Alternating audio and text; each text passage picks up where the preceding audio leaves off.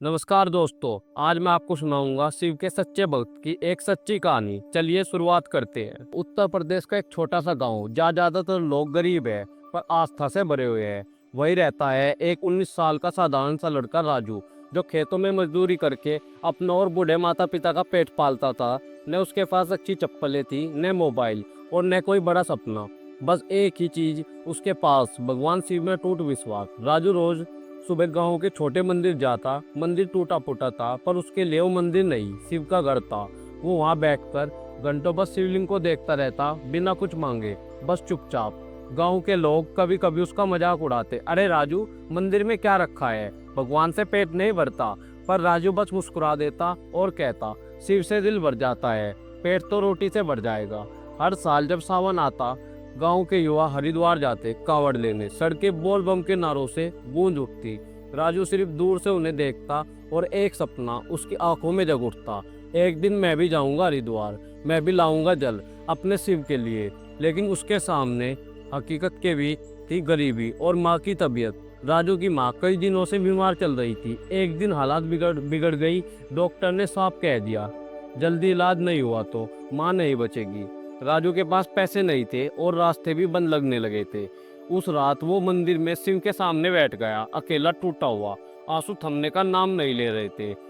उसने शिव से कहा, बाबा, मेरी माँ को बचा लो। मैं कसम खाता हूँ, इस बार चाहे जैसे भी हो हरिद्वार जाऊंगा, नंगे पाँव जल लेकर आऊंगा और आपको अर्पित करूंगा। और चमत्कार हुआ, माँ की हालत धीरे धीरे सुधरने लगी। डॉक्टर भी हैरान था।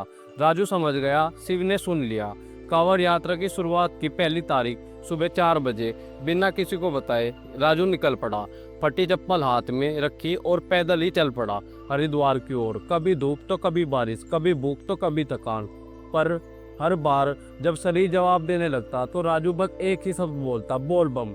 रास्ते में कई बार लोग उसे रोकते, अकेले जा रहा है, खाना है, पर वो मना कर देता, क्योंकि ये उसकी मनौती थी। बिना सहारे, बिना आराम, सिर्फ वचन निभाना। एक जगह उसका पैर कांटे में बुरी तरह फंस गया, खून निकलने लगा। दर्द से कर्रा उठा। गांव लौटने का विचार मन में आया। फिर माँ का चेहरा और शिव की मूर्ति आंखों में आ गई। उसने आंख बंद की और कहा, बाबा, अब तो आप ही रास्ता दिखाओ। उस रात एक साधु मिला जिसने उसके पैर की पट्टी की और कहा, बेटा, जिस श्रद्धा से तू जा रहा है, शिव खुद तेरे कदमों में है।